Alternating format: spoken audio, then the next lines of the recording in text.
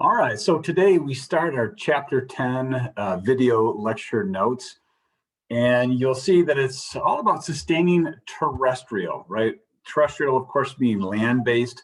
So sustaining terrestrial biodiversity. And how do we do that? Well, the ecosystem approach. Let's take a look at how if we support the ecosystem and learn about the ecosystem, then naturally you're going to be protecting the biodiversity if you're protecting the ecosystem itself. That makes sense. Okay. So we're going to start the lecture off with about a 4-minute video clip that, funny enough, is actually a rental car commercial. But it was really nicely done. And of course, they're trying to sell you something, but at the same time, it brings up this point that I really try to encourage all my students for your entire life is understand that this planet that we're on is absolutely amazing. And there's so much to see, so much to do, so many cool places to check out, so many cool species that we share this planet with. I highly encourage you to not miss it. Get out, see things, take hikes, but also the big idea is you don't think you have to travel, 1,000 miles away to have a profound experience. Taking hikes in Michigan, right? Locally, there are cool hikes, Pontiac Lake. I mean, there's places you can go around here, right? Do a little bit of a search and mountain biking and all kinds of stuff like that. And so why do I want you to get out? Because I think naturally, as we understand that we are a part of nature and how lucky we are to have this planet that we do, then naturally, I think we want to take care of it. We protect what we love. And when we realize what an awesome place we have, then I think naturally we want to take good care of it. When you don't know about it, then it's easy to kind of let it go. So let's start with this blind hike in the woods.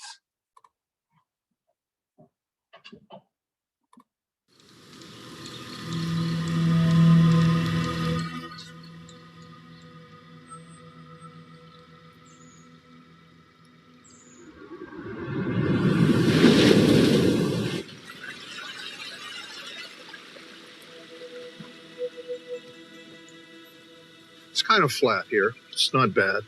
And the brook is following around behind us. More roots. And then it's flat again. Nice path. Nice path. 9 times out of 10, when somebody asks you, how does a blind man do this or that? The answer is just carefully. I started losing vision when I was 12, and it took about 4 years. So I lost the last of it when I was 16. Right. Okay. So I need to take a second. Now, your first thought might be, why would you take a walk in the woods if you're blind? And I just want to remind all of us that we have many senses, right? And so often, right, we're obviously heavily dependent upon our sight. But you can imagine, too, if you're to close your eyes and take that walk. In this case, of course, the father and son, you can experience this in other ways, right? The sounds, the smells, things like that. And anyway, so this is sort of them experiencing this together. Charlie has always taken it much better than I did. When he got his act together, he threw a rope in the bottle and I climbed out.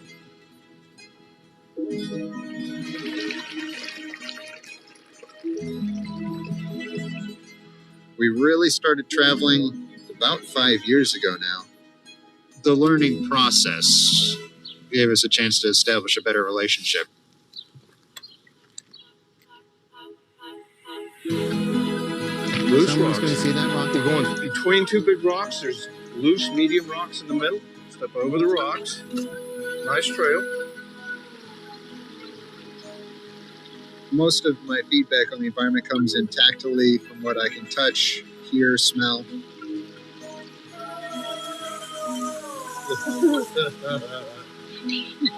Thank you. Blind people don't look down either. You can't see how far below you the ground is, but you just hear this yawning chasm.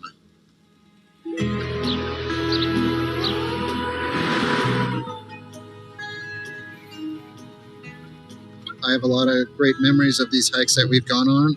This is something different that we can do together and that we both enjoy. There's a tree on your right, so you can steady yourself on that and go across the one on your left. I can thank Charles for helping me take a little bit more time to notice the details. We're interested in everything and we like to see everything. Ed is very capable, very dependable, very annoying in his own special way. You know, if I had to pick someone to go on these hikes with, it'd be him.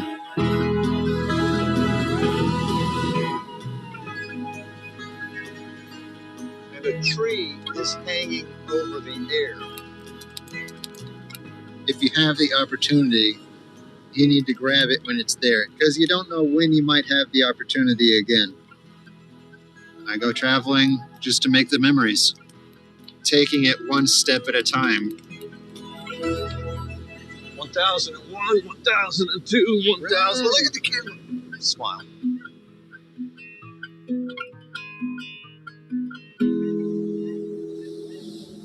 Did it go? Yeah. You heard it? All right, so it's a nice commercial, right? But so again, so many things we could talk about with this, but just to restate, like, don't miss it. There's so many cool things. And personally, I don't think I've ever had an experience where I've gone on a hike and have not felt better afterwards, or to have had that experience, right? If you have taken hikes like that, you know what I'm talking about. If you don't know what I'm talking about because you've never experienced it, I highly recommend checking it out. Again, these walks, there's something about them. I don't know if it's connecting with nature or whatever you want to call it, but it often leaves us feeling better when we're done. But again, to restate, you saw him touching the trees and that kind of stuff. So just to restate again, that you don't think we have to go off to the ocean. Now, that would be great to be able to take that same hike they did there, right? But again, Michigan, our woods around here, there's all kinds of cool stuff to check out and to experience it. And that's one of the most powerful things, is when we experience things with fresh eyes, right? Maybe we've gone to this place a bunch before, but now we kind of purposely want to see things different. Stop along the way, take a look around, look under leaves, all that kind of stuff, right? And really take a closer look at what's going on. And by the way, those experiences with the people that you're doing it with, in this case, a father, son, can also bring people together. So I would highly recommend doing this with friends, parents, family, that kind of stuff. Or even sometimes, you know, on your own if you're familiar with the place. Okay. Oop, 1 second here. All right, so again, so many cool things to see. All right, so chapter 10 starts with a case study of Yellowstone. Right, Yellowstone, the world's first national park. I want to remind you that you are rich in national parks and state parks. As a citizen of the United States, they're just waiting for you to go explore them, right? They're maintained by the federal government, but they're your parks, our parks, to go out and enjoy. And some of these places, they say, you know, again, you could argue, hey, every place is special, but some places have so much uniqueness to it that people have said, and I love this idea, right? We want to preserve this so that not only we can enjoy it, but people in the future, people they will never meet. They want to make sure it's preserved for the future. And I love that idea, right? So Yellowstone is one of those places, of course. And the case study talks so much about it, but in particular, the importance of wolves. So I'll talk a little bit about it first, and then I'll play a video to kind of, you know, reinforce what I'm talking about. Now, at first, you might think, well, wolves as a top predator would be maybe dangerous, and of course they can be potentially, but is there any good of having these top predators in these natural areas? And we have definitely found out that yes, you need them. So for example, as you can see, between 1850 and 1900, 2 million wolves were destroyed, hunted, trapped, poisoned, and so forth, and they were removed from the park. Most of it, the reason being, is because the ranchers, and I get it, if you're a rancher, I don't want a wolf to attack, the livestock that I have, because then that reduces my income, and I totally understand that. But you can also look at it from the perspective, is the point of a national park there to protect your individual interest as a rancher, or is it that it's a wild place and it's there for the Americans to come and experience, in this case, nature, wildlife, and we should let it be wild, right? And so, anyway, but the wolves were hunted to, local extinction there. They were no longer in Yellowstone. And biologists, as they were, keeping an eye on Yellowstone, they were noticing that it was actually going in decline, species decline. And you might say, well, wait a minute, if we get rid of a top predator, shouldn't species go up because there's going to be less hunting, that kind of stuff? And it turned out to be not the case, and it really surprised us. Essentially, by the wolves doing what they do, hunting herbivores, right? Elk, deer, all that kind of stuff. What it did and I should say, they brought them back. They reintroduced them back into Yellowstone.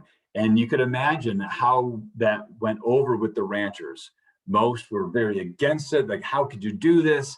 Some even said, hey, it's like, reintroducing smallpox into an area. This is such a terrible idea. But because we had a better understanding of the role of top predators in ecosystems, the biologists could say, no, like, this is an important thing. And so they were reintroduced. And it was astonishing how it has improved the ecosystem, right? And just kind of quick summary of it, by having the top predators there, these wolves, they not only reduced the numbers of some of those herbivores, but it also kept the herbivores away from just hanging out by the water. It changed their behavior, because the elk, the deer, they knew that these wolves are around, and so they couldn't just hang out by the water whenever they wanted to, right? They could kind of go and come back. Why is it important? Because as you have too many herbivores, right, they're going to just keep eating and eating the leaves, which can cause problems for other species, but also in particular by the water, right? As they're overgrazing, well, then they pull those plants out, and then you just have exposed dirt, which then is very susceptible to erosion. When it rains, that dirt can get washed into the water, making it more turbid or cloudy, which causes other problems, right?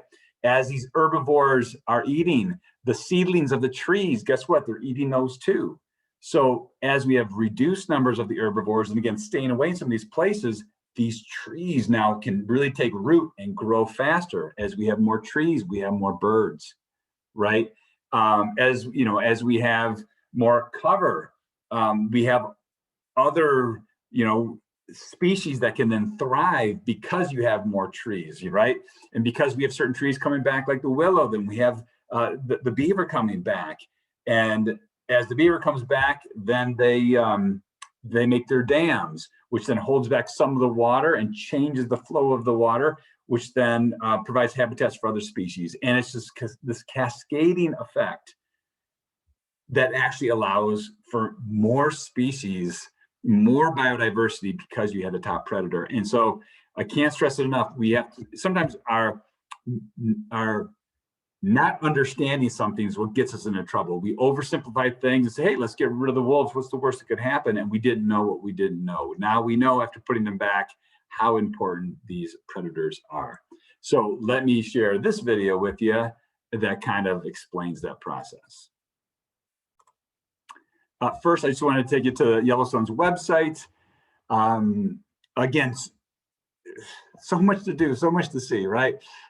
Anyway, hydrothermal, hot springs, But guess what? You don't just have to experience it in the spring and summer, right? You could go check it out in the wintertime. And anyway, highly recommend getting out and checking out our national parks, state parks, local parks, and so forth. So anyway, here is a good summary of how reintroducing the wolves had a positive impact on the ecosystem.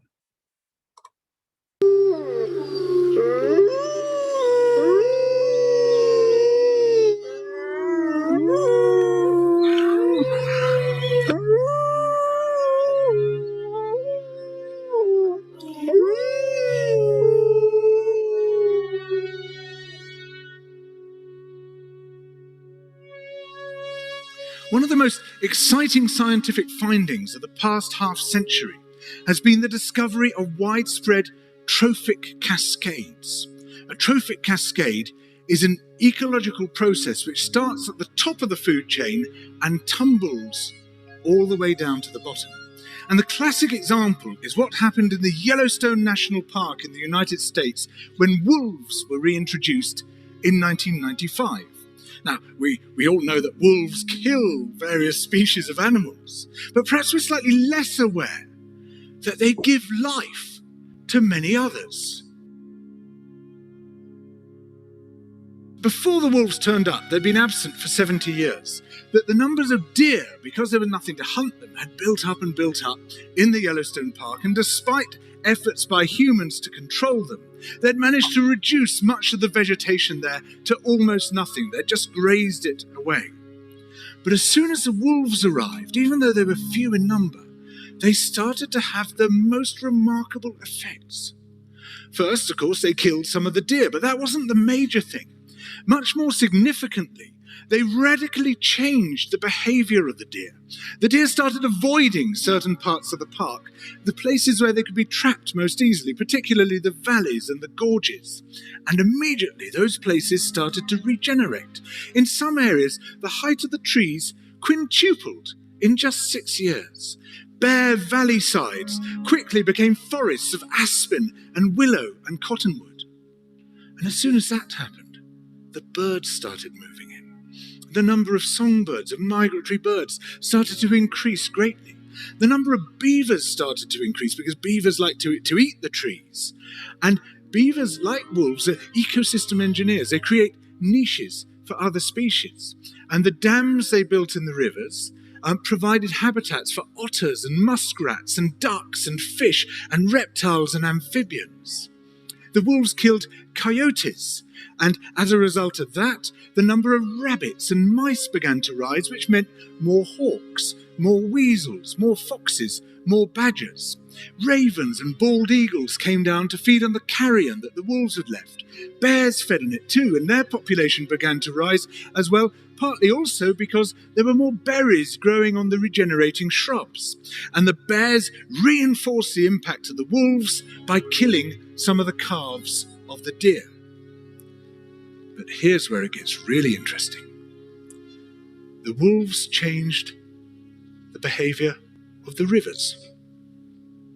They began to meander less. There was less erosion. The channels narrowed. More pools formed. More riffle sections, all of which were great for wildlife habitats. The rivers changed in response to the wolves.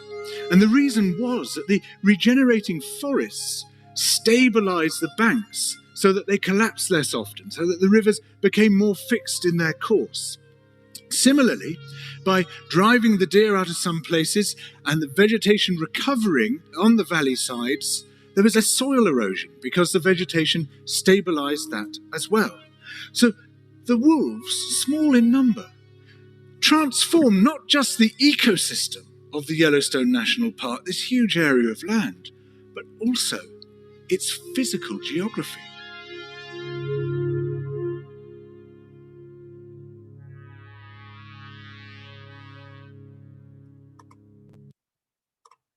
Okay, so if you're like a lot of people, it's like, oh my gosh, I had no idea the positive impacts that wolves had on Yellowstone, or just the positive impacts of these predators, right? we have to kind of respect that these species each have a role, and they're needed, they're necessary. And so then, but we also think this, as I've said before, if we listen to biologists, they are screaming to us to pay attention, saying that we are living through the 6th mass extinction. We are seeing a rate of species extinction and decline that some say is only like in the past when we've had mass extinctions, you know, the meteor hit that causes so much death at one time and so forth. And so if we then combine those two together and say, wait a minute, if that's happening, but also in this case, one species went away from an area and that ecosystem declined. And how important it was to have that, you know, the wolf in this case, in this ecosystem. What about all these other species that are going extinct?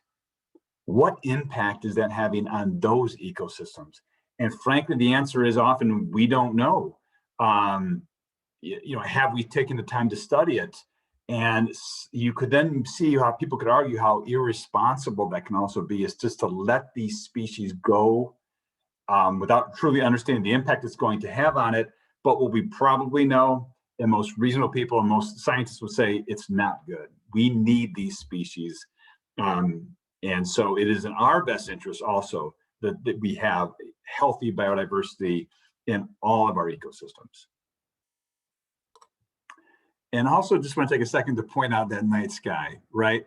Now, here's the other thing too. If you only see the night sky where we are, what we have is good, but we get a lot of light pollution. The lights on at night around the city, they actually mask a lot of the stars. So if you haven't had a chance to get out maybe away from the city, there are places called Dark Sky Park up just before you go over the bridge. Let's see which way this is going to be on here. Just before you go over, you can go west, and there is a designated Dark Sky Park by the Wilderness Campground there. But you don't have to go just to that place, right? Any place that's far enough away from the city lights on a clear night, especially one, by the way, if you get it where there's no moon out, because that adds light too, the stars is spectacular. And I highly recommend you've seen it, because you'll see, like I said, the night sky like you've never seen before.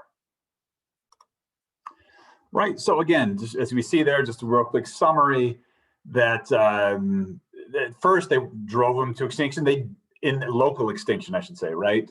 They did not want them in the park, at least, you know, the ranchers and so forth, or maybe even people who felt fearful of them, you know. But then we realized, of course, after bringing them back, how important they were. And are. Okay. All right, next. So we've depleted and degraded some of Earth's biodiversity, and these threats are expected to increase, right? As the human population increases exponentially, so does our impact on all the ecosystems if we are not making an effort to do things in a sustainable way, right? So if we take a look up here, right, as the human population grows, well, of course, our activities, agriculture, industry, economic production, consumption, recreation, right?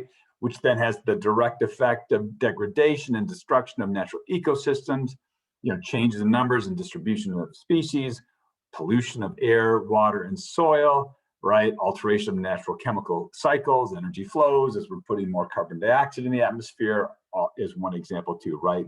Indirect effect, you know, of course, climate change and loss of biodiversity. Again, that's if we say, let's just keep on keeping on, right? Let's not change how we're doing stuff. Remember that we can still provide for ourselves and actually have a healthy ecosystem. And as a matter of fact, we need both. We have to remember it's not an either or choice, but also we have to realize we cannot keep doing the things the same way that we're doing them. We need to make some changes. And there are a lot of great things happening, but we need to make sure that we are doing things sustainably. All right. So again, why should we care about biodiversity? We see these, you know, species in the picture here, or any species you could think of. You're like, what do I care? You know, do these animals impact you on a daily basis? Why should I care? Now, the first thing is we have to recognize that's often our mindset. That's how we judge the value of something. What does it do? What does it do for me? And if the answer is, well, I can't think of anything, then we tend to think, well, then what's the point of it? And that maybe we want to recognize that that thinking also is not a good way of thinking about things always, about, well, what's in it for me, you know? So let's do this first. The use value. We can say, well, what's the usefulness in terms of economic and also ecological services, right? What are the economic benefits of having forests, let's just say? Well, we got jobs, you've got lumber, you've got all these other things. And of course, ecological services, as they filter the air, as they provide through transpiration, water into the air, and habit, and so many other things that we'll talk about in just a moment. But so we can add those things up. But people also want to say, listen, don't forget about the non-use value, okay? Including things like an intrinsic value, existence, aesthetics, bequest for future generations. Now, what are we talking about here? So intrinsic value, something that has value just because it's alive. For example, you are valuable. You don't need to prove it to anybody. You don't need to say, well, I'm valued because of this. You are a living human being on this planet, and that deserves respect. And right, no debate about it. You have value, right? And you could then, let's say, transfer that value, or say, you know what, hey, I can also see my dog has value too. Why? Because it's an amazing species. Boy, if you know my dog, you know, and guess what? Does it have emotions? You better believe it does, right? When you come home, it's so excited to see you. Or what about during a thunderstorm? Maybe it's afraid, you know? And so anyway, but then we also say, you know, this dog comes from a long line of survivors too, you know, it has value. And you know what, this planet is richer by having the species known as, you know, canines, as dogs. And then you could say cats, and then other things too, right? And maybe things that we don't even know, haven't met, you know.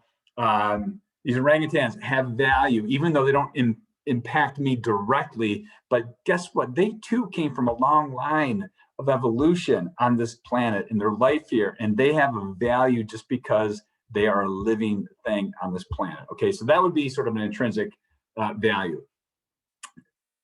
And again, so often, once we learn more about a species, we can't help but appreciate it. And I think once we appreciate it, then naturally comes the protection, right? So let me share this video.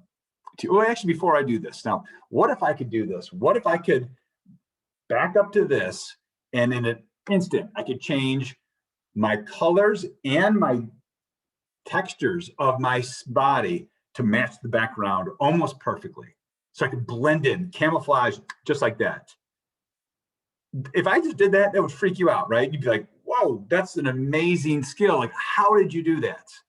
Okay, let me share this video about an octopus. If you don't know, oh my God, it's one of these things like you don't know what you're missing. It is amazing. So let me share this with you. All right, so let's see what the octopus can do.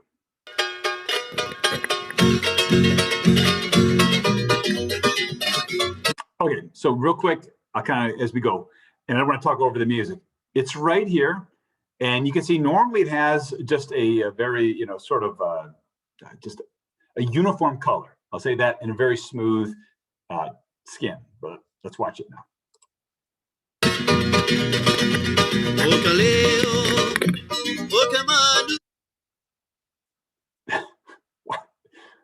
What? Okay, look at this. It's right here, of course. Just like that, not only has it matched its background, its landscape, but also the colors, right? And then here's the part, right? Often we don't know what we don't know. And then once we find out something, it then opens up a whole nother world of questions that we never even thought to ask about. For example, like, how does it do that? Like, is there a muscular system in there that allows it to change? And what does that look like? How does it do that? How does it change the colors like that? Like, we can't do that. Like, what is the mechanism? What's the chemistry going on inside of it that allows it to do that, right? And so many other things, right? So again, as we learn new stuff, it then opens up new questions. And that's why we need to continue learning. And again, for me, it's always humbling when I see species like this it's like, oh my gosh, we are so lucky to have so many incredible species on this planet, which then the next step is it deserves a place here. It has the right to be on this planet too. And we want to make sure that we are not doing anything to stop this thing from living as well. So let me keep going.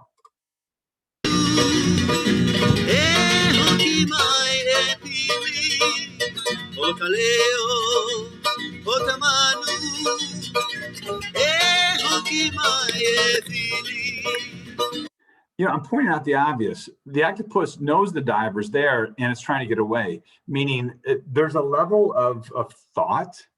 I think sometimes we mistakenly think that as humans, like we're the only sort of thinking things out there, you know, but again, what is consciousness and all these sort of deep questions, I guess, but this idea that that species are able to interact with their environment in a maybe deep way is not unique just to humans.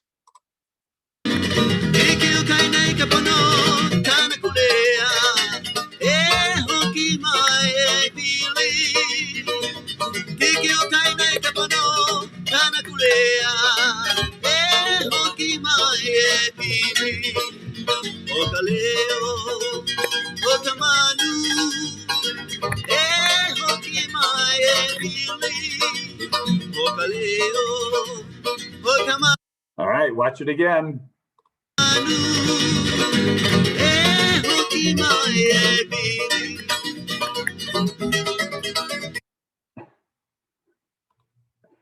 could look at this all day. You know, so again, you could imagine as a predator maybe is swimming by, you easily would miss that, right? Even if you're a diver, you're down there, you're looking for it, you could easily miss that, right? And so of course with evolution, survival of the fittest, hey, if you can blend in, then you're less likely to get eaten. So again, it brings up the question, like, how did it evolve to do this? It's just amazing.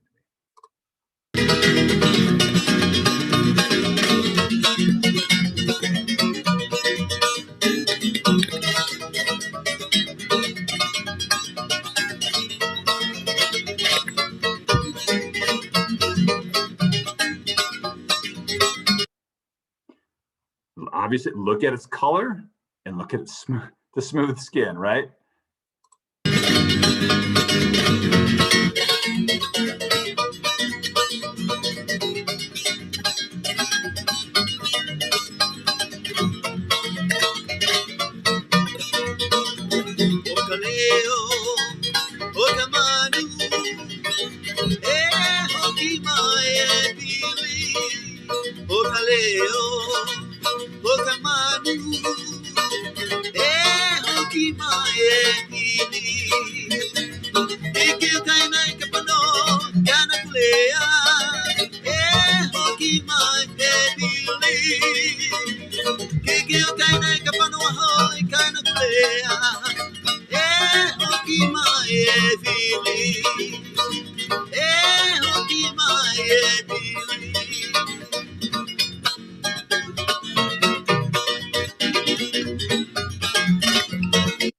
All right, and I'll kind of stop it here. So, and there it is, back to its original or normal, we'll say, color and texture.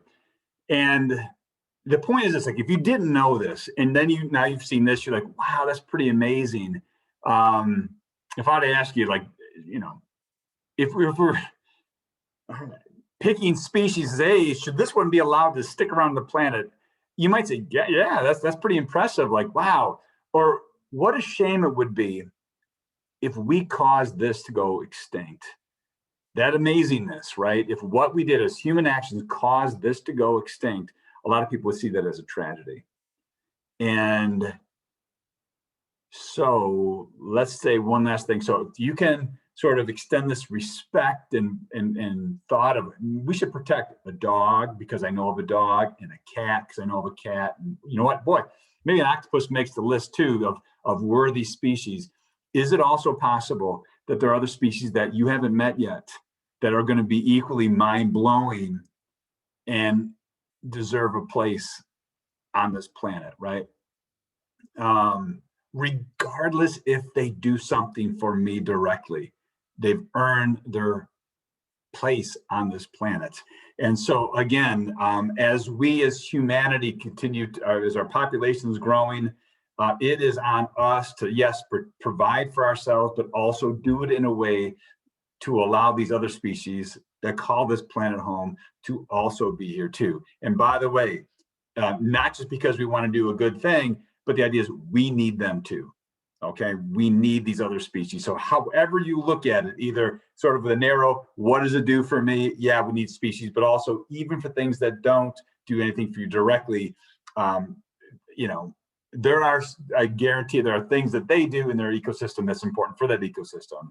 But again, maybe we need to back off from just, hey, judging value if it does something for humanity or not. We can also say it's valuable. It has value, intrinsic values also. Okay, so let me share. Let me go back to this right here. Okay. All right, so again, why should we care about it? Well, that intrinsic value, just that they're alive. It's a living thing. And by the way, not just animals, but like plants are amazing at what they can do. And the more you learn about it, the more you'll appreciate it, right? And everything that's going on in the soil and the bacteria that are in your intestine, you should be thankful for those, right? And so as we realize that all this life is amazing and and we should appreciate it all, and it all has value, right? Anyway, aesthetics, beauty. You might say, well, is that, what's the value in that? And again, you know what I'm talking about if you've had, let's say, that walk in the woods and it's had a good effect on you, or the beauty of a mountain range, or what beauty of the walk in the woods around here. Again, I don't ever want to say that you have to go far away to enjoy nature, right? People say there is a value in that too, okay? And also this bequest for future generations. Do we owe them anything, Do we owe the next generation, people that we don't even know yet, do we owe them anything? And I'll say this, I believe we do, this is I guess, however you want to think about it, right? You make up your own mind. But some people will say, guess what? We inherited the planet that we did from the people that came before us, good and or bad, whatever it is, the state that it is, we have it temporarily, and we will be handing this off to the next generation. And what condition do we want to leave that to them? And when I say this, sometimes I say it this way, what about for your children or grandchildren that you don't even know yet? But trust me, if the time comes and you have kids and grandkids, you're going to want, a healthy, clean air, clean water, all that kind of stuff. And so that too, people would say, is this non-use value. We want to make sure that these ecosystems are healthy for future generations as well. Humans and other species too. All right, so for example, if we take a look at a forest, right? Well, forests provide a number of ecological and economic services that researchers have attempted to estimate their total monetary value. So if we take a look over here, what ecological services? No, let's start with the easy one first, right? Economic services. We can actually calculate this, right? Fuel wood, meaning wood that's being used for cooking and heating, so you cut it down. Well, you can sell that. So we can put $1 on that. Lumber, you go to Home Depot or Lowe's, right? Where are the 2x4s coming from? Well, the trees, of course. Pulp to make paper and mine, all these different things. Recreation, we can put dollar sign. That's easy to add up. This is the column, the part that's a little more tricky, but we can see it's also very valuable, right? Supporting energy flow and chemical cycling. Reducing soil erosion, absorbing and releasing water, purifying water and air, influencing local and regional climate. Things like, in other words, okay, purifying air and water. What if we had to buy machines or create machines and then run them to, take stuff out of the air? What would that cost to purify it and then release oxygen like plants do, right? Plants, of course, produce release oxygen, take carbon dioxide out. What would that cost? Well, you could add it up. And guess what? It's astronomical if we had to come up with the machines that did an equal amount of putting oxygen into the air. As you can imagine, that'd be very expensive. reducing soil erosion. If plants naturally anchor soil in place, if you had to develop another, let's say, mechanical system or something else that kept soil in place, that'd be incredibly expensive, right? So in other words, when we look at the real total value of a forest, as one example, you want not just the economic, but you also want to look at the ecological services also. Should have brought to this slide. A little bit easier to say here. All right. Types of forests. Well, there are something called an old growth forest, and like it sounds, these are old forests, right? Uncut or regenerated forests that have not been seriously disturbed for several hundred years. These are very mature ecosystems. Okay, so the question then is, if you're looking at these giant trees, and by the way, if you've never had a chance to walk in Muir Woods or Hartwick Pines up in Michigan, you can go there and see these enormous trees that have been around for so long. So, for example, out in Muir Woods, north of San Francisco, the effect it had on me as I'm walking around looking at trees that are over a couple thousand years old, and when you are standing in front of a tree that's that old, you can imagine some of the thoughts that you have, like, wow, this is think of all the history of our country. This has been here before that. The habitat that it's provided. And in other words, for me, it's almost like this respect that comes along. And then the thought of grabbing a chainsaw and just kind of ripping it down right there, say, hey, you lived that long, but here you go, this is where it ends, to me seems, well, wait a minute, okay. Now, you got to look at both sides of this, right? Where do you think the 2x4s are coming from that build homes and schools and hospitals and all that kind of stuff, right? Well, from trees. So I'm not saying, of course, that we should not be able to use our resources on this planet, but there are sustainable ways to do it and unsustainable. Old growth forests, these very mature ecosystems, some say, you know what, maybe we need to stay out of these. Let them do what they do in this ecosystem of providing habitats and oxygen and releasing water through transpiration and so forth.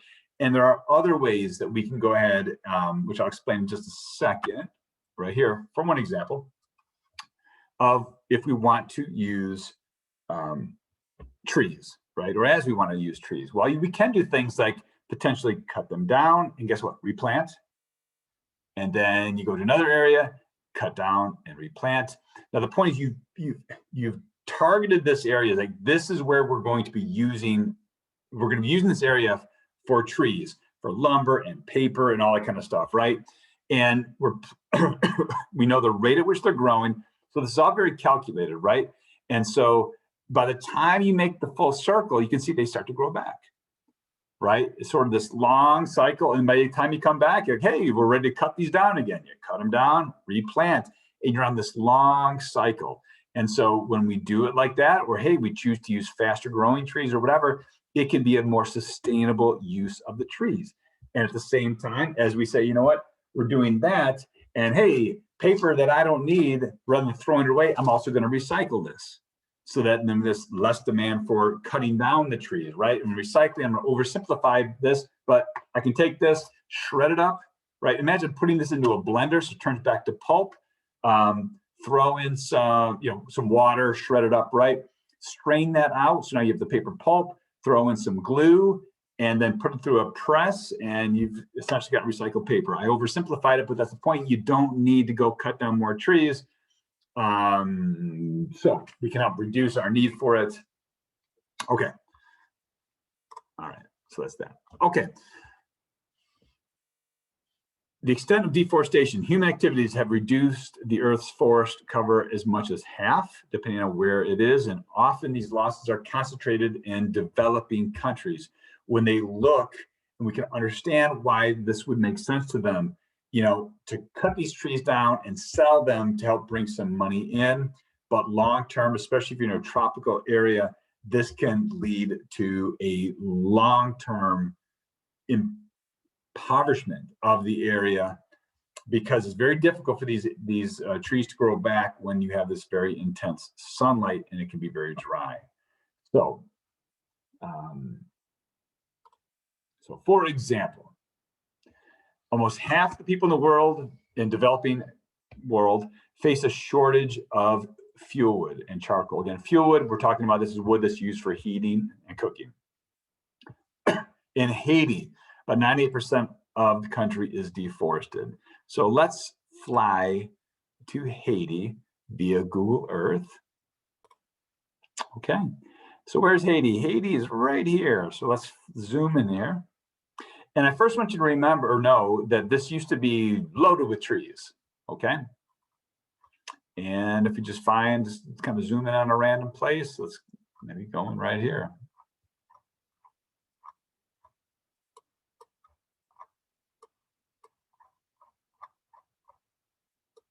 And we'll see now it's very sparse, some occasional trees.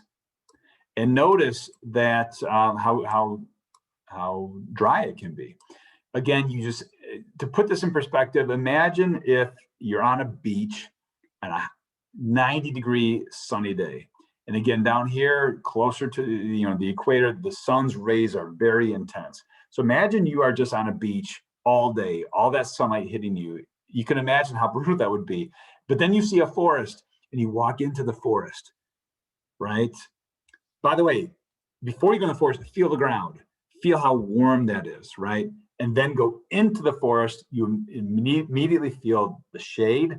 Now feel the soil. You can imagine it'd be much cooler. The trees themselves help protect the soil and keep it cooler, and they also transpiration, release water to the atmosphere. Once you've cut that down, it makes it very difficult to come back.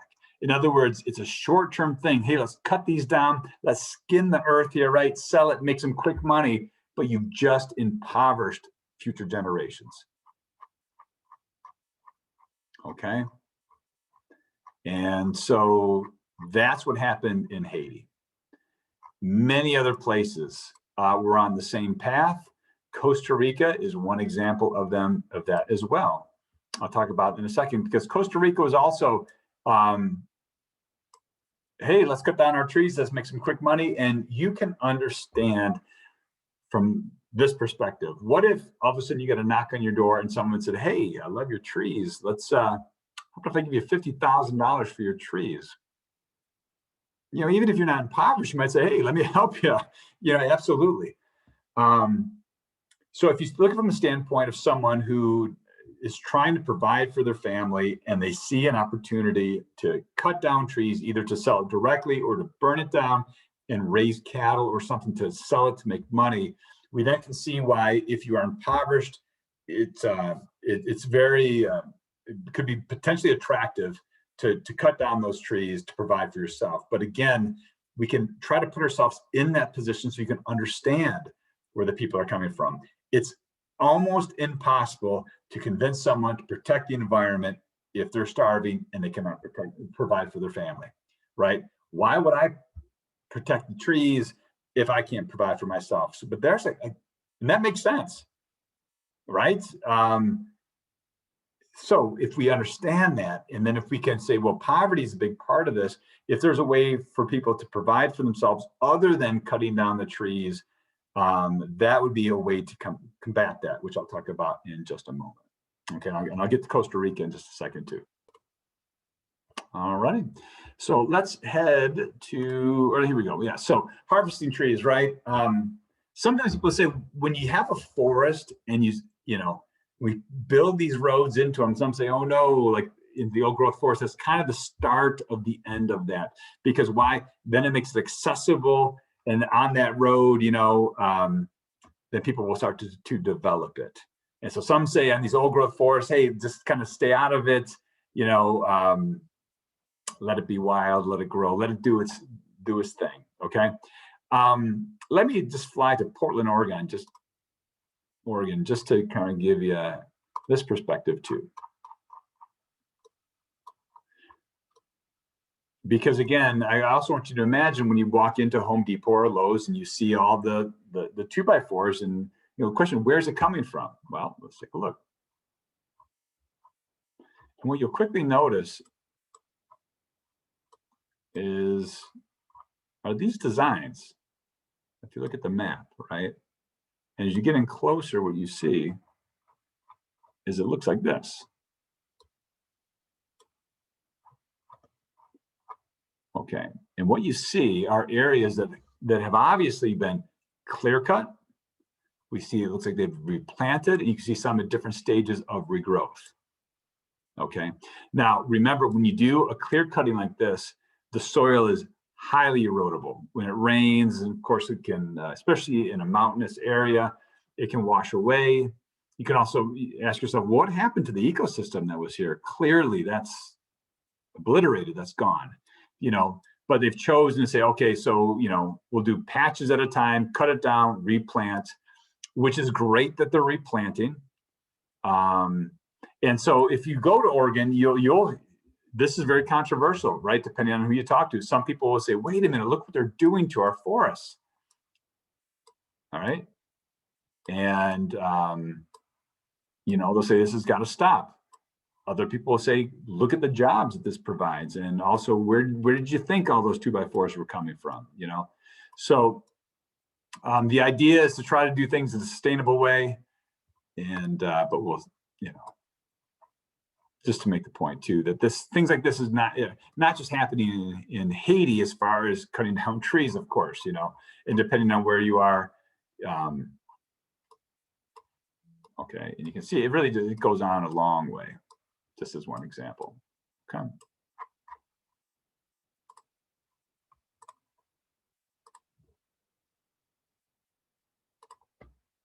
All right, so what are some different ways we can harvest trees? Well, selective cutting, clear cutting, and strip cutting. So let's take a look at this. Selective cutting, like it sounds, okay? You go through and you say, all right, let's cut this one, leave that one. Cut this one, leave that one. You go through, you can kind of put an X on the trees, and so they know which ones to take. Now, notice the blue water down here. That's there for a reason. What's the potential advantage of that method? Well, clearly you still have some kind of an ecosystem, a habitat maybe for some species. The trees are maybe still anchoring some of the soil, shading the soil, and so we have this nice blue water kind of representing that. But what are the disadvantages of this? Well, guess what? As from a lumber company, you're leaving money on the table, aren't you? I mean, you could have taken more trees and you didn't, and labor's expensive. And guess what? Getting in and around, this is difficult too. These trees are heavy. You got to pull them out. And if you have to kind of go around the trees, well, that definitely can be a problem. And of course, notice that it's, the angle that it is right here, that also is, it's very erodible when you clear cut and that kind of thing. But anyway, so that'd be selective cutting. So some of the good and the bad associated with that. Clear cutting, like it sounds, you drop it all. From a lumber company, this makes a lot of sense economically. You got the machines there, take it all, and you can maximize your profit.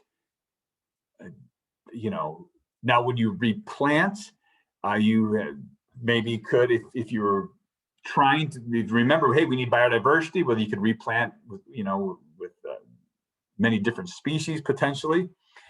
But no doubt it can be difficult for those trees to grow back, especially if they're just exposed to very intense sunlight. Look at the water down here, of course, it's colored brown intentionally, representing that when it rains, that's going to carry a lot of this into the water as well, because you've now it's so exposed. Okay. Also, you could argue this is very bad as far as the habitat that was once there, right? Gone. Those species they have to move someplace else. Strip cutting, like it sounds, you're going to cut a strip at a time, right? Cut a strip, replant. Next year, cut another strip, replant, right? And notice the water is blue down here, just to kind of represent that you're protecting the water by doing this. So there's, from a logging company, hey, let's cut a strip, so it's easier to kind of get in and out because we're cutting everything in that strip. All right, so some different ways of taking the trees. All right, so what are some solutions, right? Well, we can use forest more sustainably by emphasizing the economic value of the ecological services, right? All those ecological services, clean air, clean water, protecting our soil, all that kind of stuff, right? harvesting trees no faster than they're replenished. Remember, trees are a potentially renewable resource. If we use them at a sustainable rate, then we can continue to use them, right? But if we're using them faster than they can grow back, that is unsustainable, and then that causes problems either for us, like not like in the near future, or of course, future generations.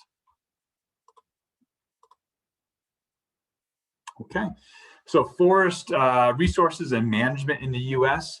Now, one thing, U.S.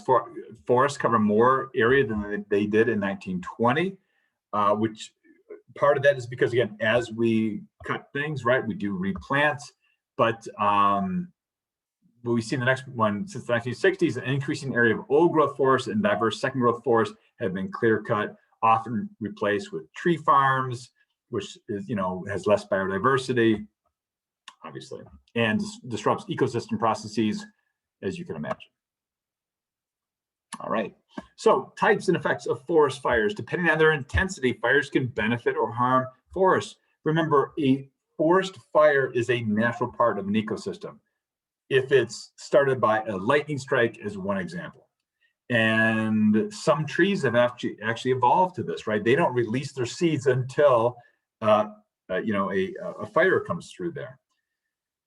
So that has led to controversy, especially out west. Like, how do you maintain forests? Well, if you're trying to maintain them from a human perspective. So sometimes, for example, if a fire starts naturally in a national forest or whatever, sometimes the policy is, hey, let it burn itself out, because that is that's a natural part of an ecosystem. And as it burns, it will clear the area. And then guess what? Very quickly, we'll get a rebirth of the area. That's part of nature. Now, if it's started by, arson, a campfire, something like that, because, well, that's different. Or, hey, if it's moving toward people's homes, then maybe try to put it out, that kind of a thing too, right? But some people say, wait a minute, as we're doing this, if we're not having a more active management program, meaning if you see this picture here, sometimes they will actually cause small surface fires, and they're called controlled fires. Sometimes they'll purposely set to burn off some of that, the twigs and stuff like that, so that you don't get a bigger fire. And I should back up from this. A healthy tree, especially the bigger ones, are often naturally fire resistant.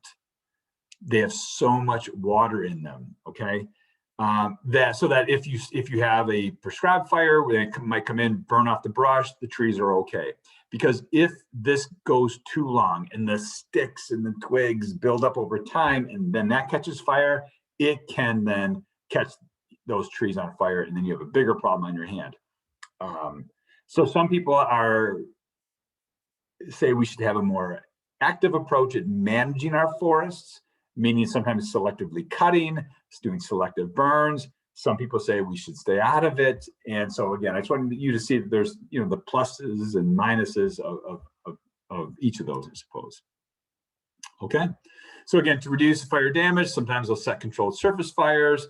It allows fires to burn on public lands if they don't threaten life or property, and clear small areas around property subject to the fire, right? So, but even, as you can imagine, controlled surface fires have ironically gotten out of control sometimes, right? The wind picks up whatever, and then it gets out of control. And then, of course, people are, in big trouble because they started this fire, and it's gotten worse. So anyway, the difference between the following: a surface fire is like it sounds, it's just burning at the surface. Normally it's not really intense. That's that. A crown fire, think of it like the king of fires, right? Or the queen has a crown, right? Now these are the most intense and most dangerous, and these ones get so hot that they will burn even the biggest trees. A ground fire is one that's actually burning in the ground, right? It can be in the ground burning and can smolder for weeks, and they're very difficult to put out. One piece of legislation just to bring up is in 2003, U.S. Congress passed the Healthy Forest Restoration Act. And what it allows timber companies to do is actually go into the national forest and cut some medium and large trees. And you could argue, well, okay, so they're trying to do some management there, right? It's kind of thinning things out. It clearly benefits them as they take these trees out for lumber.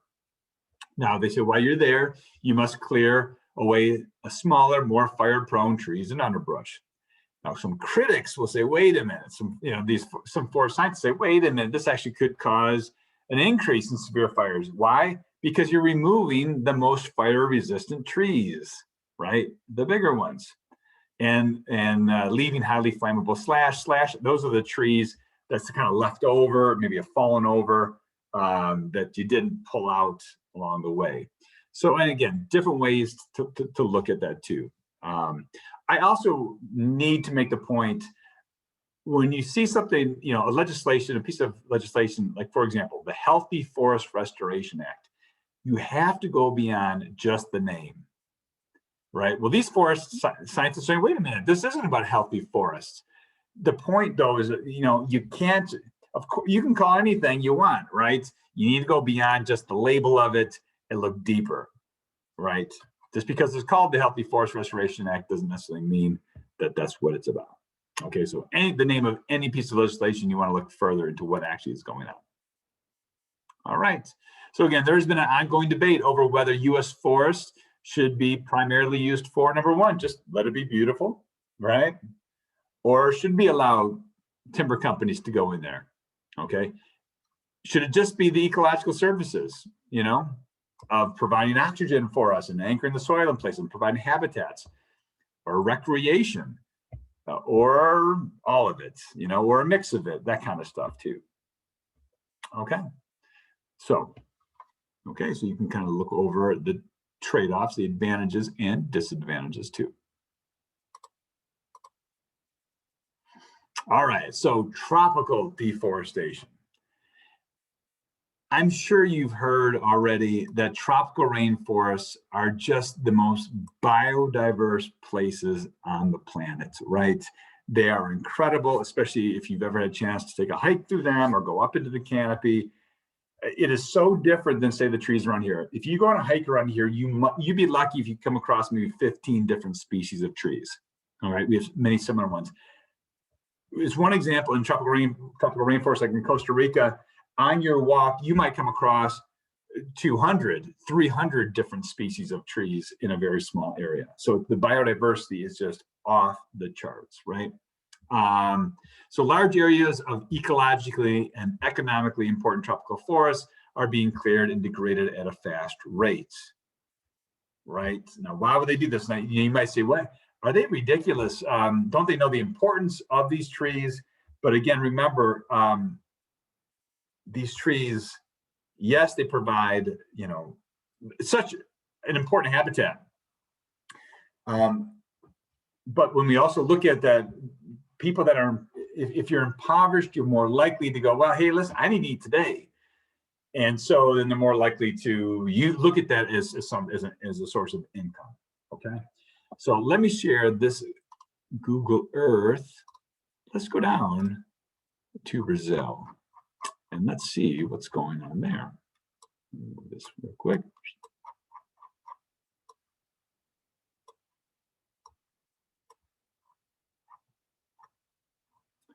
So if we take a look at this area here, okay, how about right here?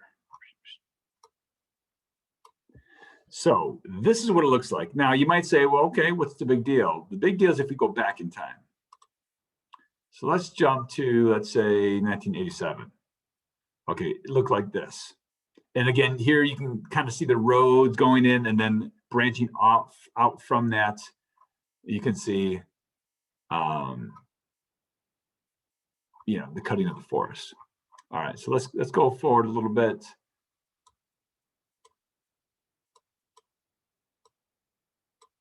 Right. Okay, so again, 1987, and then I'll just take it away, and then today. Okay. Or if we kind of look in this area over here, same kind of a thing. I'll just back up a little bit. Okay, so sort of today's look. Let me just jump back in time. 87 looks like this, right? I'll walk it forward a little bit. We can see as it progresses more and more, and I'll just jump forward. This, and this. And I also want to point out these areas that were cut a long time ago.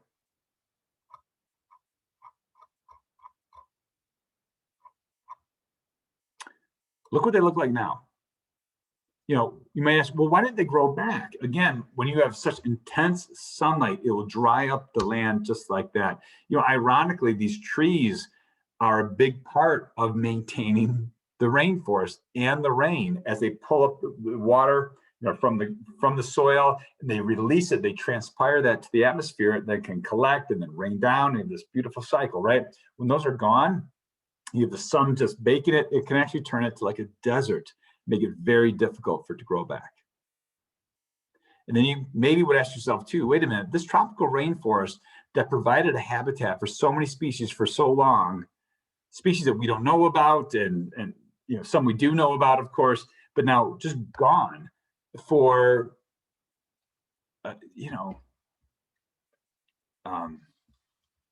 immediate needs. That money that was made and spent probably is gone now forever. You know, it looks like this. Was it worth it? That type of a thing. Okay. You can see, you know, patches, you know, see what it used to look like, we'll say, like this. Now, in a dense cover like this, you can imagine all the ecosystems, the species that would be present there. But additionally, every one of these, right, the trees are shading the soil, so it's keeping the soil in place. As it takes carbon dioxide out of the atmosphere, right, it makes glucose. It's also feeding the bacteria and the fungi in the soil. As the leaves fall to the ground and decompose, right, you're taking carbon dioxide out of the atmosphere, right, and that carbon then is being put into the leaf, which then falls to the soil. So you're putting carbon in the soil, right? So you're sequestering it out of the atmosphere, putting it into the soil, which is great. Also, all this oxygen that's being released, all the water vapor that's transpiring out, like this is awesome. But as we go over here, and again, if you were to walk on the forest floor, it'd be relatively cool, shady. As we go over here, the same day, it would be hot and desert-like. You're gonna find no species out here. You go into the forest, you'll find all kinds of diversity. So these trees obviously are critical. And also we have to kind of recognize what we're doing as we cut these down. It's a very, you know, I'm gonna say permanent, but generational thing, meaning that future generations will not only not have the forest, but also you've almost condemned them to poverty because you've left them with a desert. And many people would say ethically, that is not right to do to your future generation of people and humans, but also you may even say, well, what about all the species that live in here, the animals and the plants and everything else? Is there a value in that should also be protected? And we'll talk in a slide in just a second how we get a lot of medicines from plants. And for our own sake, as we cut these down, plants, guess what? They go extinct too. We may be getting rid of a cure for cancer or some other disease that we don't even know about yet. Okay. So again, in the case study that you read in chapter 10, you'll see that at least half of the world's terrestrial plant and animal species live in tropical rainforests. So they're represented there. It's amazing. But we're seeing large areas of tropical forests are being burned to make way for cattle ranches and crops, ironically, often to sell to wealthier nations. So in other words, let's burn these down. Why would you burn them? Because it's so much easier than cutting them down.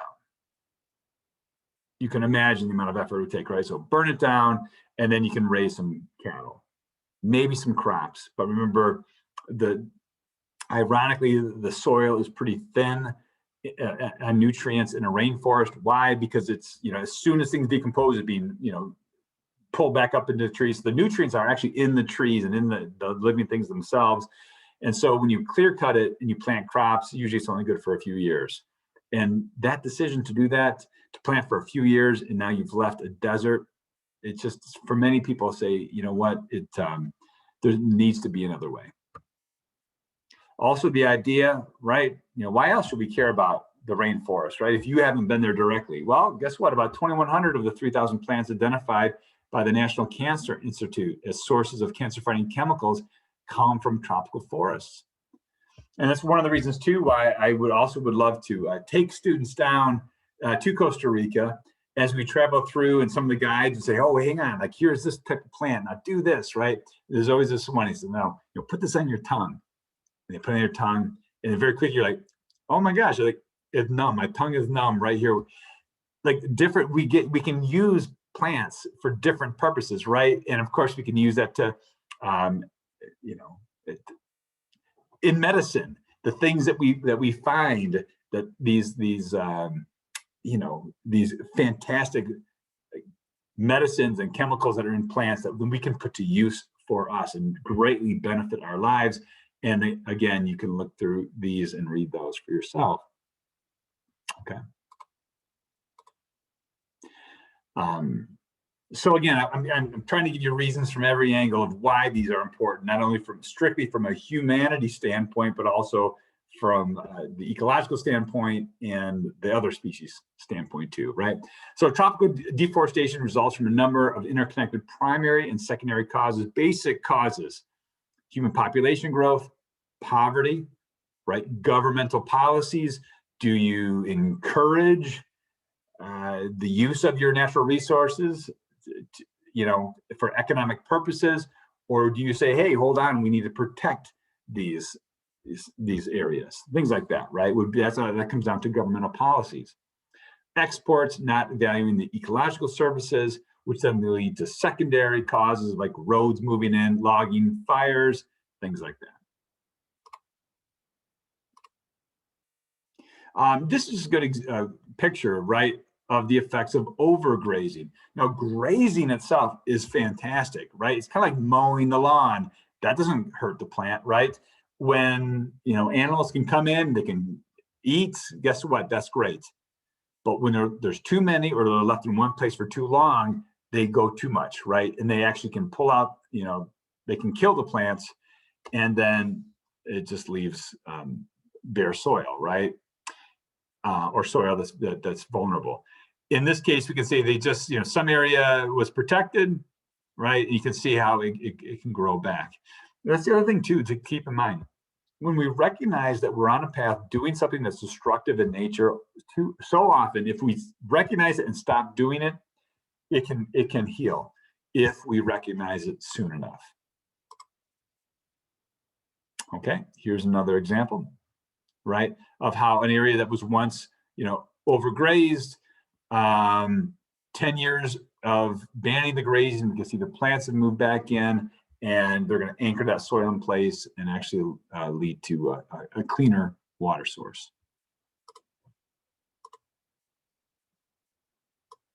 All right, so nature reserves, right? Ecologists call for protecting more land to help sustain biodiversity. Because remember, if you just say, hey, let's protect the species, hey, you know, let's protect the polar bears or the bald eagles, but you're not protecting their ecosystem, it's not going to work, right? You have to make sure they have enough area and, you know, to live. So that's why ecologists are often calling for protecting more land to help sustain biodiversity. Okay, currently 12% of the Earth's land area is protected, only 5% is strictly protected, and conservation biologists often call for full protection of at least 20% for our sake and for the species' sake. Awesome. So let's talk about Costa Rica, right? Why? Because that's a country that a lot of people look to. So, you know, they've done a lot of things right.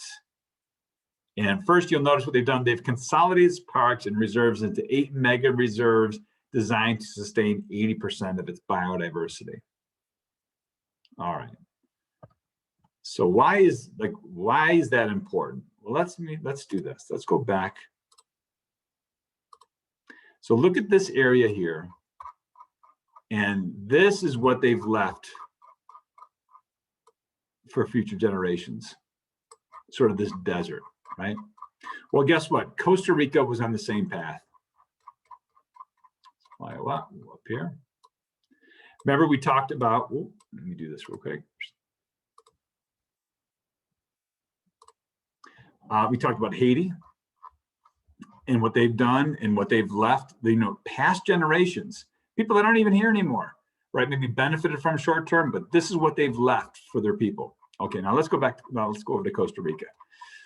Guess what? Costa Rica was on the same path. Okay. Costa Rica's right here. All right. They were on the same path, cutting down their trees. But they had kind of an awakening amongst their leaders and said, no, wait a minute. If we continue on the same path, what will be left for future generations? And what are we doing to our people? Will they have jobs and a place to live and so forth? So here's the deal. This was sort of their leap of faith. And it was kind of like this, because as going back to what I said before, to convince someone who's impoverished, cannot take care of them, provide for themselves, that they should protect trees and that kind of stuff. Good luck with that, right? With, hey man, I'm trying to feed my family and stuff. I can cut these trees down and raise some cattle or whatever. People need a way to provide for themselves. I'm talking about money. Now here they said, oh, hold on a second, look where we are. All right, we have a Caribbean side and a Pacific side with fantastic beaches. We have volcanoes, right? And I kind of jump to it here. We have a lot of cool things that people will want to check out. And something called ecotourism, right? When people travel to this area, guess what? It provides jobs. In what way? Well, everything from people that are working at the airport as they fly in. Think of every potential job there. Maybe car rental companies, to hotels, restaurants, nightclubs, guides, right? All those, and like you talk about hotels or restaurants, you have cooks and you have wait staff and bus boys or girls, whatever, right? Meaning like you have all these jobs now. So people can provide for themselves. And now look what happens too, though, how it kind of like reinforces itself. So first of all, to be a guide in Costa Rica is a very, they take it very serious. You need a degree in it to be able to provide tours to people. They want you to know what you're talking about because they want people to have an amazing time. So when you're down here, so imagine this vacation. While you're down here, you get to not only go ziplining through a rainforest, and which we, again, I'm talking about like the trip that we've gone, but anyone can go down there too, right? You go ziplining through the canopy, you can go whitewater rafting, you can check out a volcano. How often do you get to check out a volcano on a vacation? All right, so you can go check out, here's one of the volcanoes you can check out. Let's see. All right.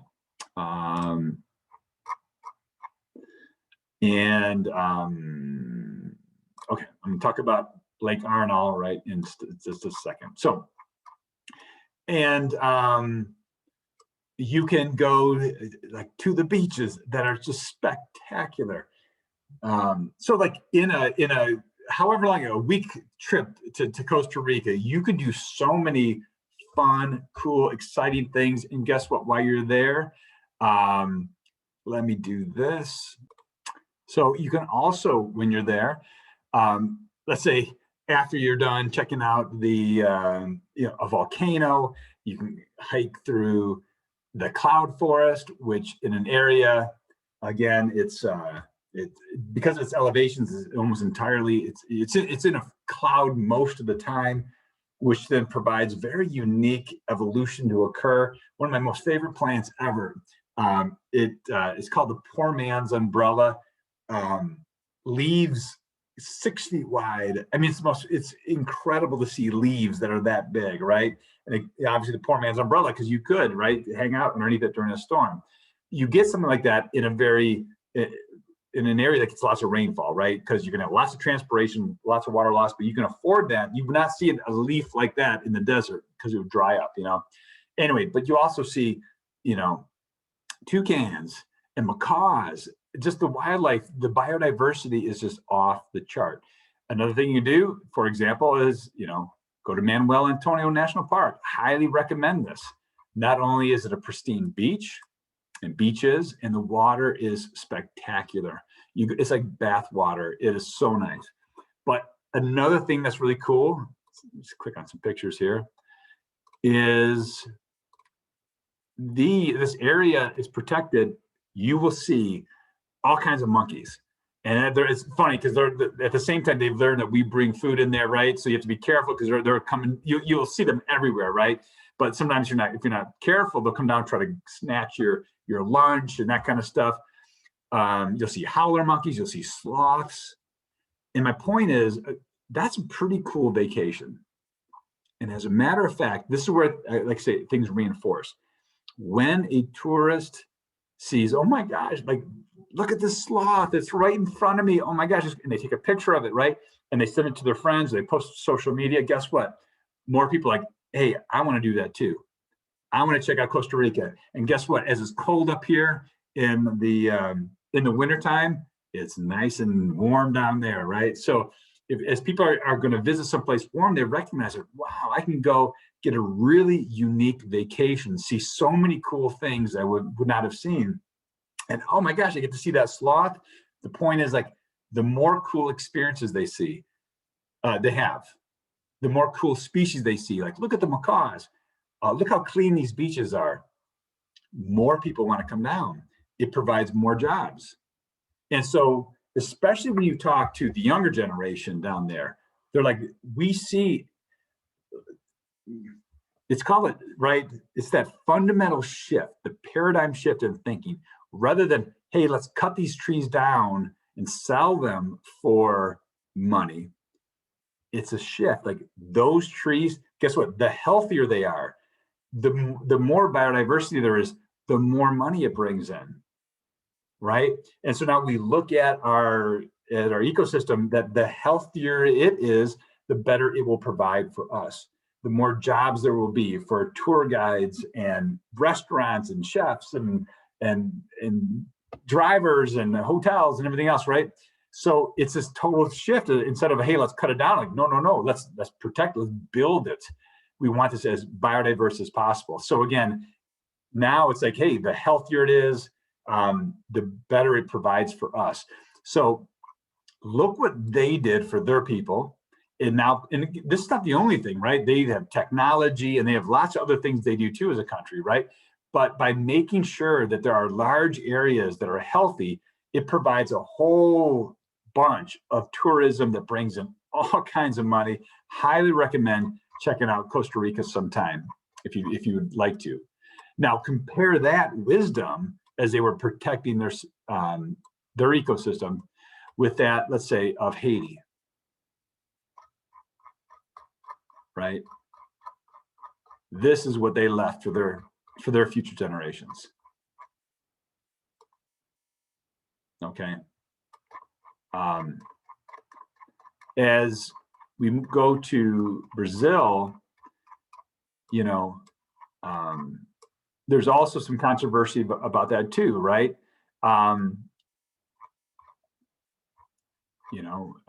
Some people look at this, the source of trees, as value, and hey, we should immediately be cutting these down because it will enrich us now and our people need money. Some people say, hey, that's short-sighted. You do that, and yes, it will bring in some money short term, but what are you leaving for the future generations? You're leaving a desert.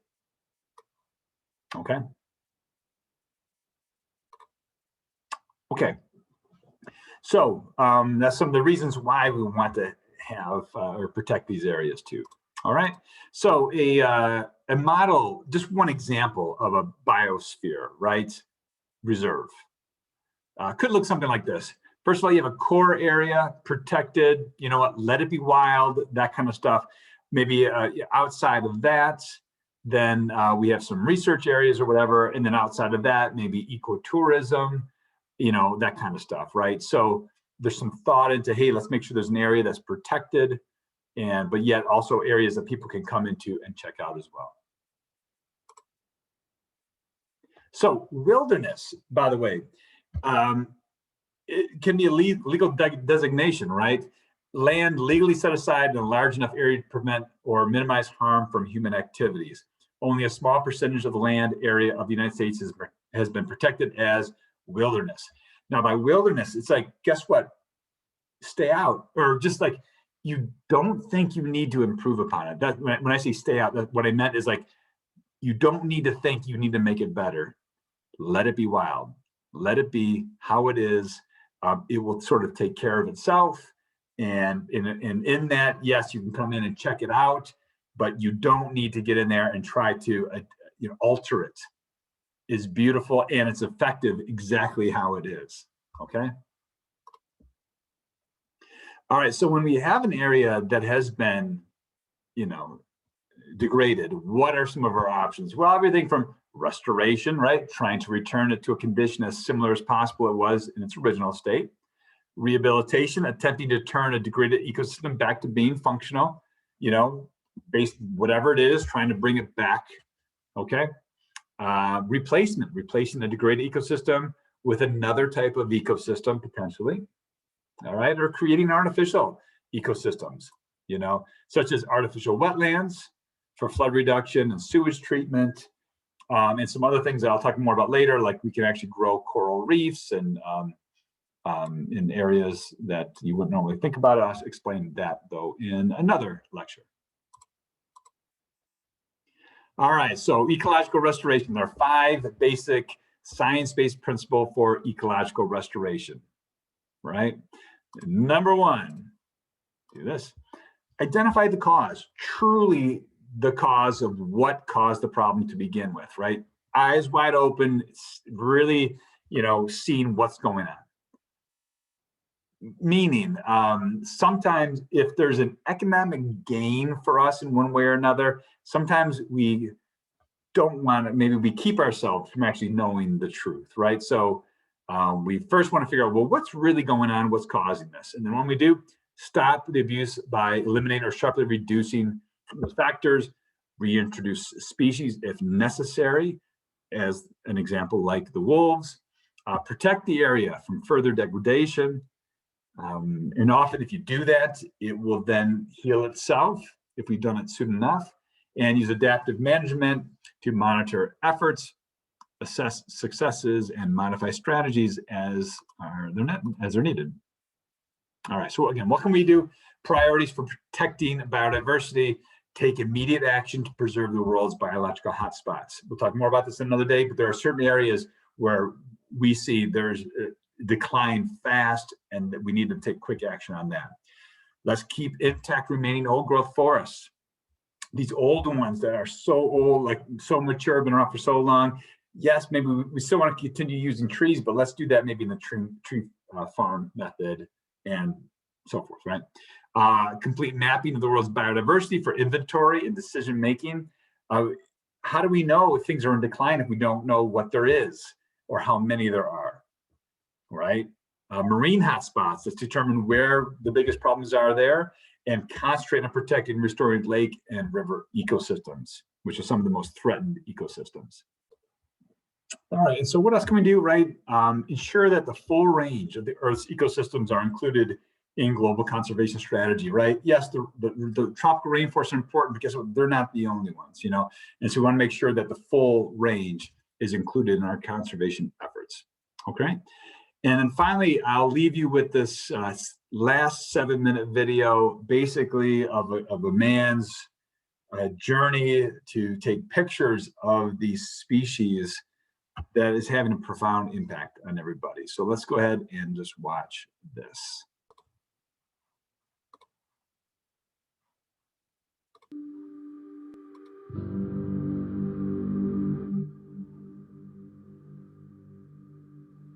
They haunt you, these eyes, as intended. Eye to eye, you're supposed to regard the greatest and the tiniest, the lowliest, equally. If we can get down and look these species in the eye, really get down low and really look them in the eye, and you see how lovely they are and how much intelligence there is there. They're telling us something. I mean, they're shouting it to me. For 10 years now, our friend, National Geographic photographer Joel Sartori, has made it his life's mission to be their messenger, and he hopes their protector, their Noah, building a photographic ark. This is the Ark Room, we call it. We have 5,002 species in here, all rolling past. At this rate, it would take 2 hours to see them all. It's supposed to just overwhelm people with what life looks like on Earth. And what might soon be extinct. The very last. That's the very last of his kind. The Rab's fringe-limbed tree frog. His name's Tuffy because he's outlived the projections. He's like 9 years old at least. So when he's gone, that's it. That one will be extinct, yes. Sartori's photo ark will be at the National Geographic Museum in Washington, D.C. until April.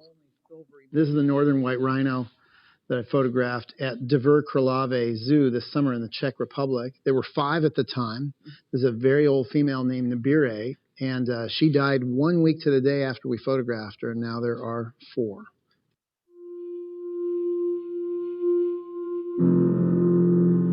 This is the Columbia Basin pygmy rabbit. That animal's gone extinct. She was very near the end of her life. Extinct? Yes, yeah. You can see her from the other end of the exhibit. We wanted people to be able to see her and to come into this room and have the experience of, well, this is what we're talking about. This is the consequence if we ignore the world around us right here. This is the consequence of that. So just to pause real quick, right? You know, the idea of looking at the eyes, like they're looking back at us too, often has an impact on people. And you can see also the beauty of the incredible biodiversity that we have. But we also, at the same time, want to remember, yeah, this is cute, but we got to get over ourselves too, right? Not just the cute ones, right? We want to, each of these has its own place, and we're not going to judge. We should not judge just based on what we consider to be cute, obviously. We lose thousands of species to extinction per day on this planet.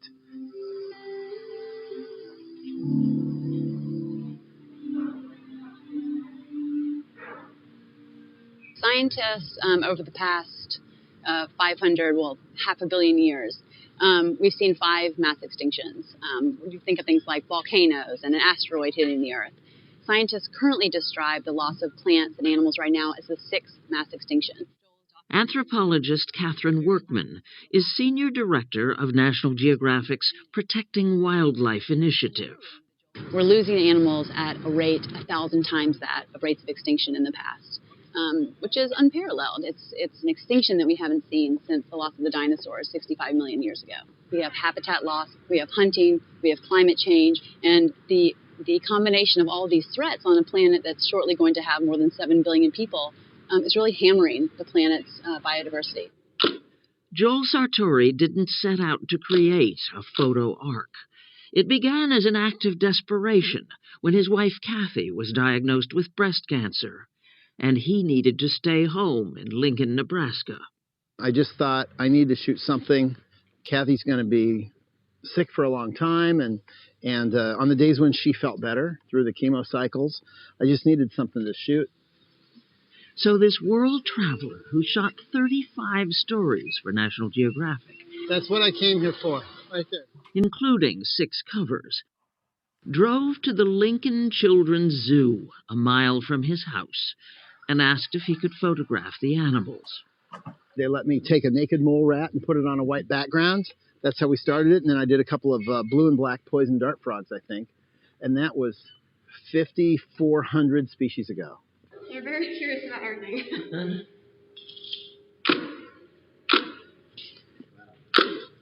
Sartori is not quite halfway through photographing all 12,000 animal species in captivity, endangered or not. He figures it will take him the rest of his life to finish. He's taken pictures at more than 200 zoos in the United States alone. The how-to part can be tricky. There he goes. You don't need to chase or anything. We're just standing here as living fences. Living fences. Wrangling flamingos? He's in the shadow since all the lights come straight back. Not quite like getting your ducks in a row. So now, doesn't this look nice? Doesn't this look nice? Perfect. It's perfect for chimps. On the other hand, success is not always guaranteed. Not a bashful bird at all. Ow! Ooh, crap! And there can be hazards. You've heard of Angry Birds? This is like a $6,000 camera. Doesn't you know that? Hey! This bird, the nastiest, most badass bird I've ever had to do. Got it. Nice. Why zoo animals? Zoos often have the only populations of these animals. They're gone in the wild. And if it weren't for zoos, a lot of these species I shoot would be extinct by now. Hands down. Sartori accepts that people fall in love with fuzzy, cute animals, like the fennec fox. These at the St. Louis Zoo. But he wants us to appreciate the importance of the uncuddly ones, the ones we've never heard of. And this is often the only voice they'll ever have before they go away. This is their only chance to sing, in a way. His animals have been projected on the Empire State Building and at the UN. Soon they'll be shown on the Vatican. This has gone extinct. And this. Anywhere he can, as often as he can. You know, in a lot of ways too, I have so much respect for him, but people like him. Like, what is he doing? He's essentially the voice or the pictures, right, for these species.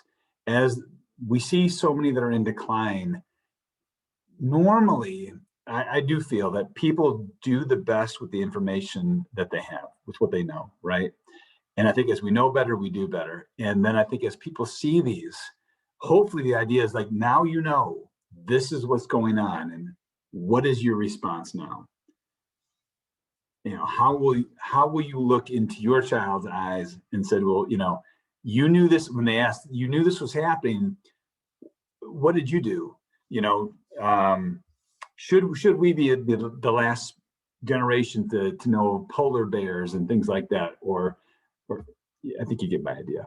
Okay, so again, I am so thankful for the people like him and others like him that are out there trying to let people know what's going on. And Joel Sartori pleads for their lives. This is the best time ever to be alive to save species because there's so many species that need our help. He hopes his photographs will get people to help, and he likes to hook them young. What grade are you guys in? 4. And you already know that tiger bones are sold as medicine? That brings up such a good point, though, too. And also consider not only you guys, right? Because you guys are still young, but also when you have, if you have kids one day, that kind of stuff too. Highly recommend, getting kids outside and having experiences like that, because then naturally, generally speaking, you come to appreciate it, right? So. I do take comfort in the fact that all is not lost by any means. In this country, whooping crane, black-footed ferret, California condor, Mexican gray wolf, all those animals got down to fewer than 2 dozen. And they're all stable now. Not in the best shape, but stable. And that just speaks volumes to the fact that people do care, but we have to let them know these animals exist and that they're in trouble and what the need is. The Ark is Joel Sartori's invitation to look them in the eye, to look hard.